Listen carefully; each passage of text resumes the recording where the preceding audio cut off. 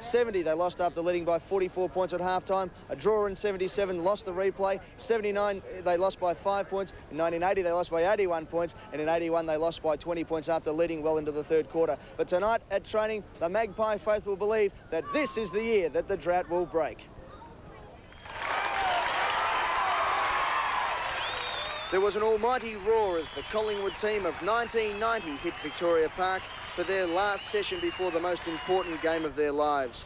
Thousands of fans swarmed into the ground. It was as if it were a match day, hoping to be part of the Collingwood premiership dream. The souvenir stand was attacked. The Collingwood stand at the show last week sold $68,000 worth of merchandise, a record, and tonight the coffers were filling just as quickly. Local musician Juan Wazitsky was in full cry, echoing all Collingwood fans' thoughts.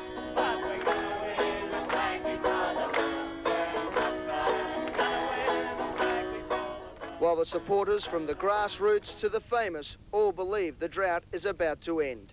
We are unique, and I think we'll make it.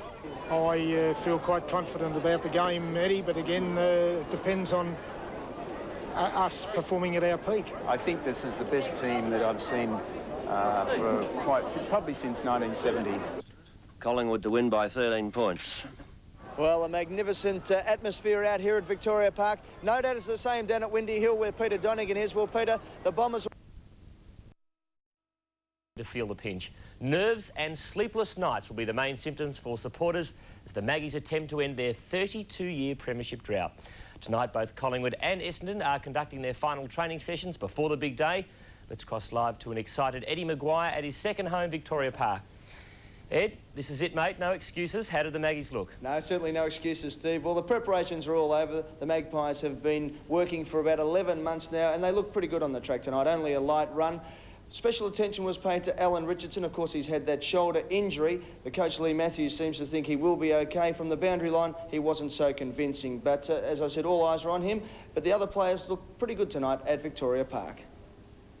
All eyes are on Alan Richardson, who finished the session, but still was very doubtful going into a grand final with his shoulder problem. At the end of training, Matthews put Richardson through a private test in the centre of the ground. The results did not look good for the defender. Both Shane Kerrison and Ron McEwen trained well tonight and didn't hurt their chances of replacing Richardson, while James Manson, who had a groin problem early in the week, had no trouble completing the session at all. And joining me tonight, the coach of the Collingwood Football Club, Leigh Matthews. Well, Leigh, obviously a bit of excitement, but the big question, Alan Richardson, what do you think at the moment? Well, he looks like he'll be okay. I must admit, it's a bit of a surprise to me. I thought last week he was sort of no chance, but he's done much better this week than I certainly thought, so he looks like he's going to be okay. Well, preparations, are they about as good as you could get? Yes, we really couldn't plan it much better, I don't think. Well, I mean, we're going into the match with our sort of full complement of players available pretty much, and they've all played plenty of football over the last couple of months, so yeah, we can't complain about our preparation. You've tried to keep the hype down as much as possible. You've kept a lid on some player interviews and just the various things around the club. How have you felt with all that going into it? Because Collingwood, of course, is 13,000 here tonight. Well, we only do what we think's sort of the way to go, of course. I don't know whether it's high key, low key or in between key, but we just do the way we think that we should prepare. Obviously for the players, what is so important that they have got a really difficult game of football to play Saturday afternoon, and even though it might be the grand final, there's a lot hangs on the result. That, you know, playing the game's got to be foremost in their mind, and therefore we try to not let other outside things distract them. Well, Collingwood, of course, lost the first two games to Essendon during the year, bounced back with a 63-point win in the second semi-final. What's the difference in step up in class, really, from a final to a grand final? Oh, I just think it depends on the day, really. I mean, it's the same game. It's only the pressure, of course, of the result being so important. So, you know, it's the side that plays best on the day wins the grand final, and that's happened every year they've been played, I say. Good on you, Leigh. Thanks very much for all your help during the year, and good luck on Saturday. Thank you. Leigh Matthews, the coach of Collingwood. Well, that's the final word from Victoria Park, but there's been plenty of toings and froings and funny games down at Essendon all for the past fortnight, really. Let's go.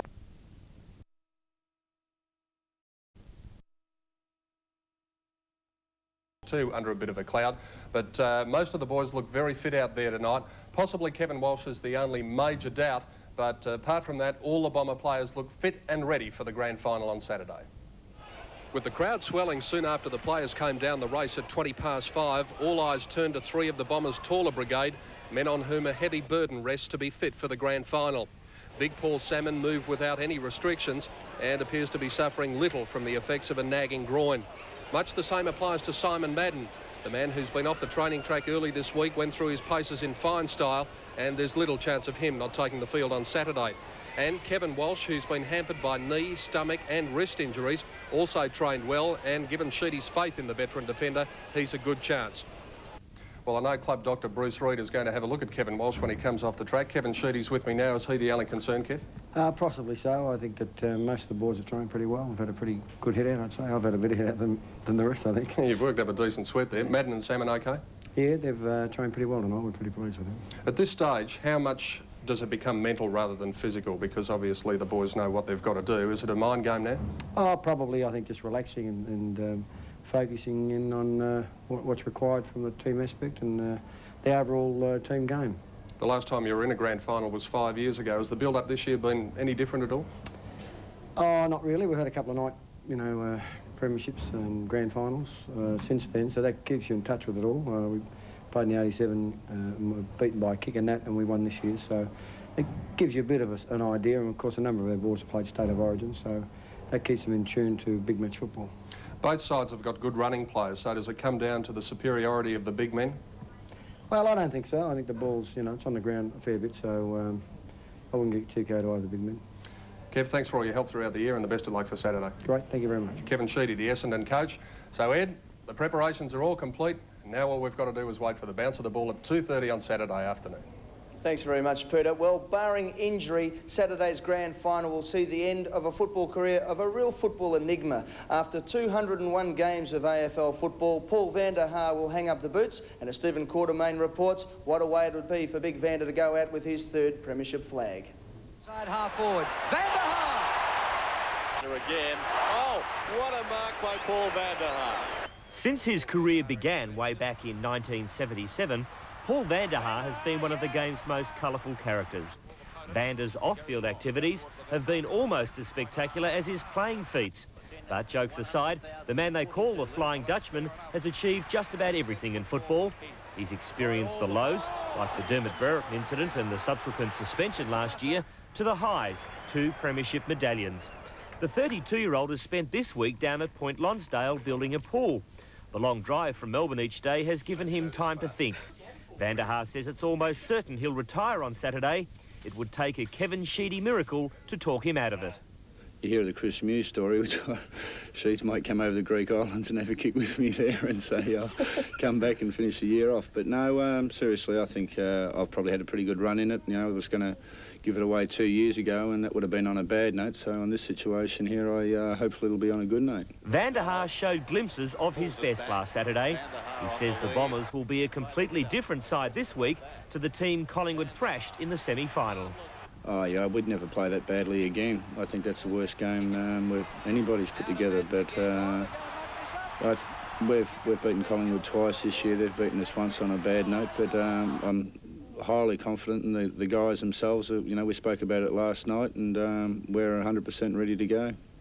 And good luck to Vander, one of the real characters in the game. Well, people are coming from far and wide to see this great game on Saturday, but 2 of the keenest fans who are at the MCG have come all the way from the other side of the world. Englishman Joe Hancock and Pollock Phelan from Ireland are looking forward to seeing their first grand final on Saturday, and we're getting a feel of Australian sport today. Joe and Pollock were the best local players in the British Aussie Rules Grand Final between the Earls Court Roos and the Wandsworth Demons, who won by 2 points, and their performances prompted sponsors Ozpack and Young's Brewery to send them out for the big one. I haven't been to a grand final before, so it's going to be good fun. The atmosphere here is meant to be better than anywhere else in the world. Pollock says the AFL talent scouts might just have to keep an eye on the British League in years to come. We start at base level, but the game is going to improve over there and the standard will pick up. So if you get people young over there, young enough, and there's plenty of enthusiasm, I'm sure they could make a name for themselves over here. And loyalties for the grand final are evenly divided. I reckon Collingwood might push it this time. They've been around long enough. If they can get past the big man from Essendon, they should be there. I think I'm going to have to go with Essendon, because all my friends will shoot me otherwise if I don't. But I think they'll come good on the day. Well, the preparations are over, Steve. We'll have the grand final parade and all the last word on this great grand final coming up on Saturday. Tomorrow in the final edition of Doing the Rounds for 1990. But from Victoria Park, it's back to you in the studio.